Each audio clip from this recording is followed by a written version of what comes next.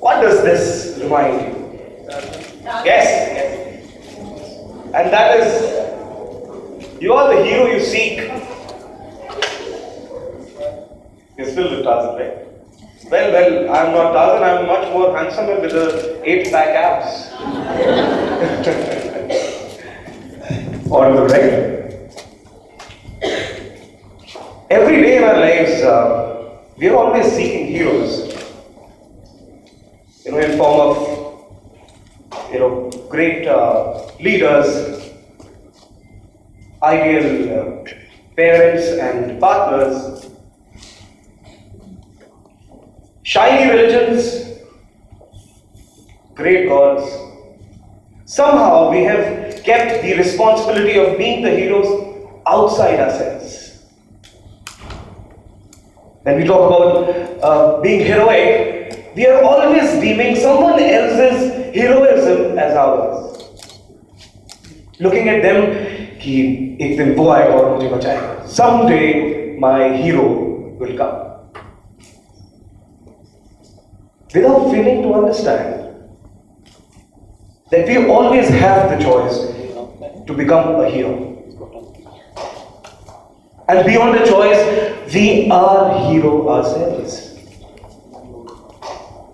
Imagine a scenario in which in the year 1893, an advocate was kicked out of a train in South Africa.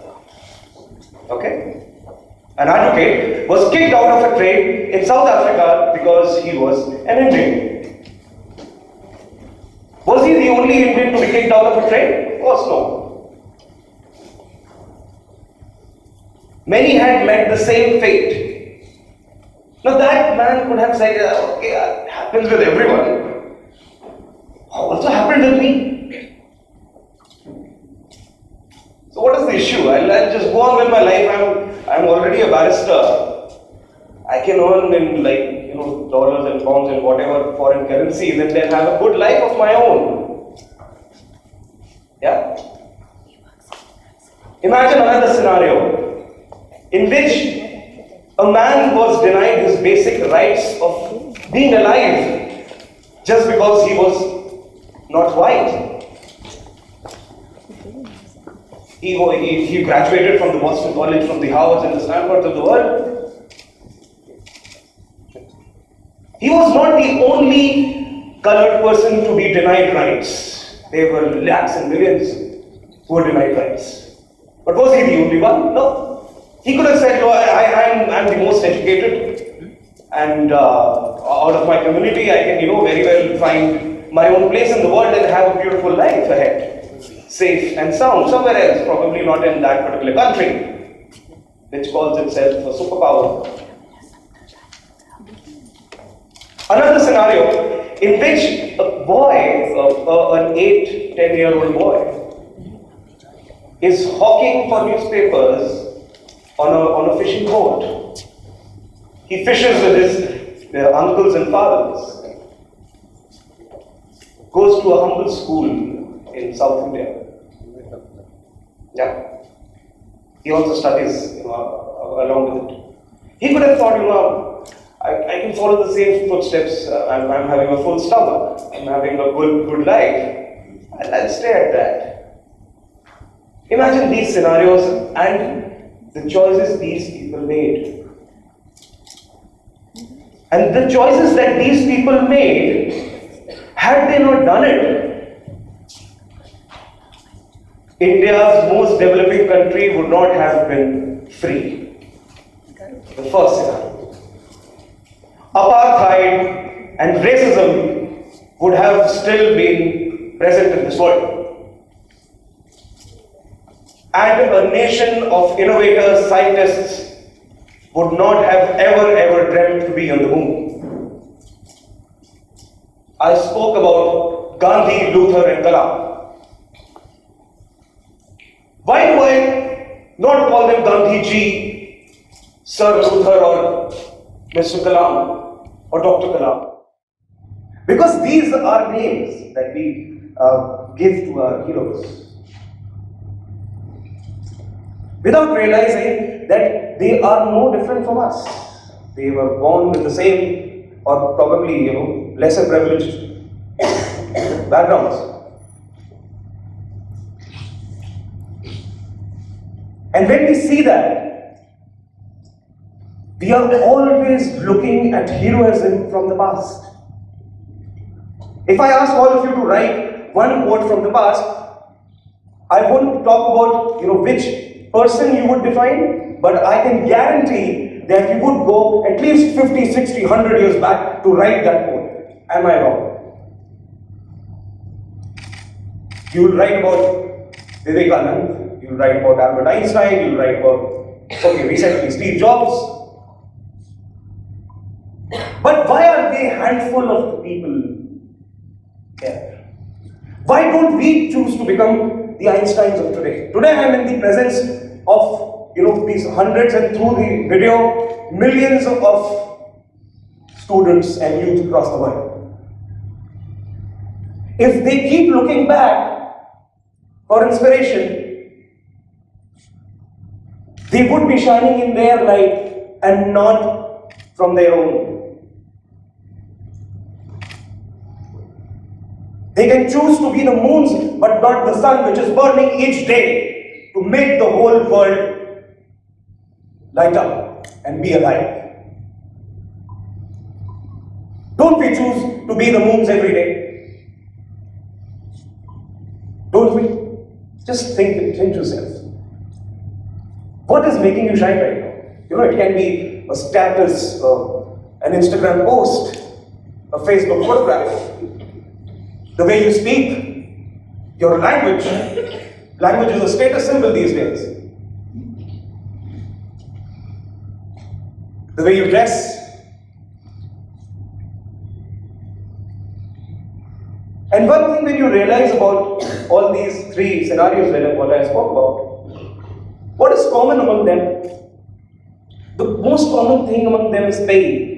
Now when I talk about pain, that does not mean that you have to wait for an atrocity or a injustice to happen to your life to become a hero. Pain is not that. You cannot say, I did not become a hero just because I did not have pain. Pain is not something that is afflicted upon you. Pain is something that you embrace. Pain is not always negative. Pain is also the choice you make to make a change happen. You can have the pain of not being good enough to create a better world around there. And all these three people chose their pain. I choose to fight for the Indians' freedom struggle. I choose to fight for the rights of black people. I choose to become a scientist and make sure that my country stands at the zenith of the technological advancements of the world. They chose their pain. With great power comes great responsibility. Who said this? With great power comes great responsibility. Who said this? Okay, so there are no Spider-Man fans here. So this is by Uncle Ben from Spider-Man, my favorite cartoon character. I stress on the cartoon character, not a superhero. I'm the superhero. See my photograph there? Yeah. With great power comes great responsibility. Very, very deep notion and thought. But having thought the other way around, with great responsibility comes great power. Think. With great responsibility comes great power. When we choose the pain, when we choose the pain in our lives, I'm not talking about the pain, the negative part, but the challenges. It is a very further thing to do. Think to yourselves, does it pain you when you see the world around? How it is? Good or bad? Why is it the way it is? It is because of us. It is not because of the world around, it is because of us. You are responsible. I am responsible. We are responsible. If it pains to see an unequal world, the world is not unequal, we are. If it pains to see a child being murdered because of religious intolerance, the religion is not a killer, we are. If it pains and if you rant about corruption, the world is not corrupt, we are. And if it pains to see a woman being mauled by men just because they think that she deserves it, she is not being raped, we are.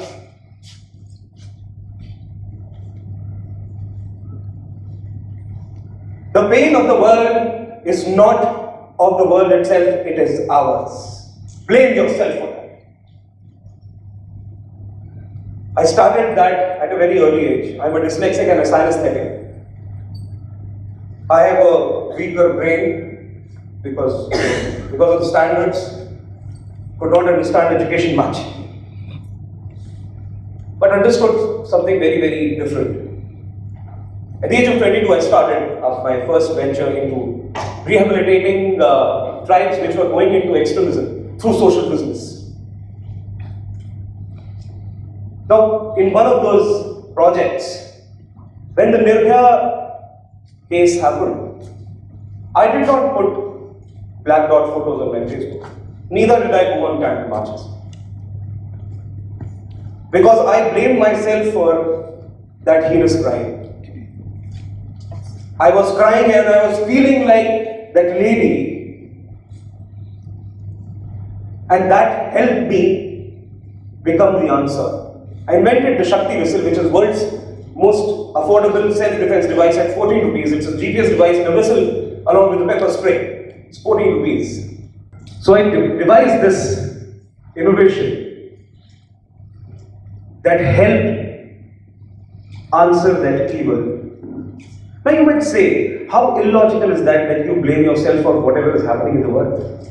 You might say, well, it's very illogical. Well, I pay my taxes, I donate, I help people and I respect women. But let me tell you one thing, that your answers derive from the depth of questions you have.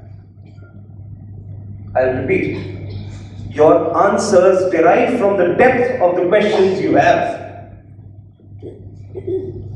So the amount of the magnanimity of the question that you pose to yourself determines your answer and your place in the world. Every day, whenever I look at social evils, I start feeling like that. Had I been, put in the same situation, I was abducted thrice in central India. I went into that pain. When I was in those areas and working with them, I started looking at social evils as my own pain and then started answering them through social businesses. These businesses not only help them financially, it also helped them in their behavioral aspects and livelihood aspects. And slowly and steadily, this light of hope is changing their lives and my life too, together. And when we talk about hope, that is the only power we all have to make a change happen. Children, especially. You all have that choice to be remarkable. Yeah? Don't ever think that you are not capable of doing something just because you failed in some exam or you could not go through some competition. You have only one single life. And it is very, very, very precious. And you are already a wonder, so always believe in that. When I think about hope, I cry every day for half an hour.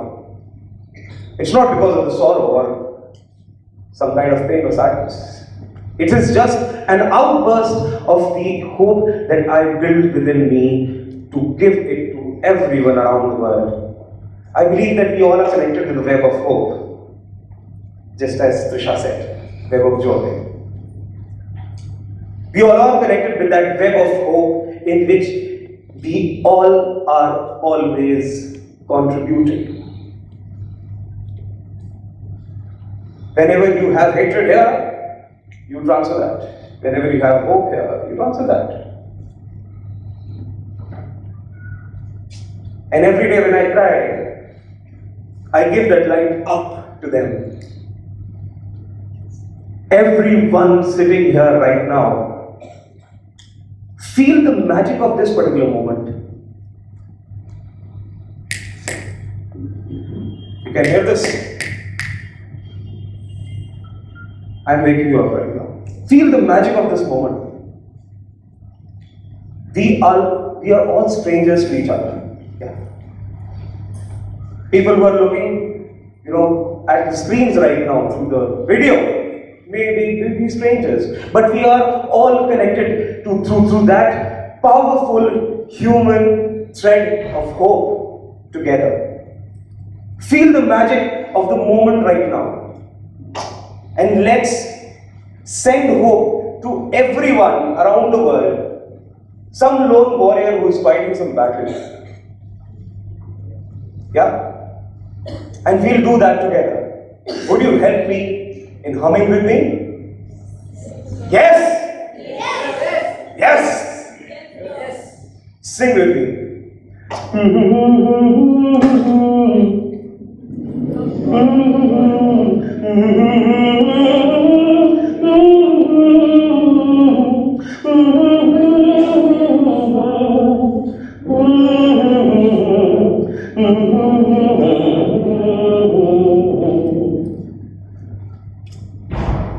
One more time and feel your life depends upon it.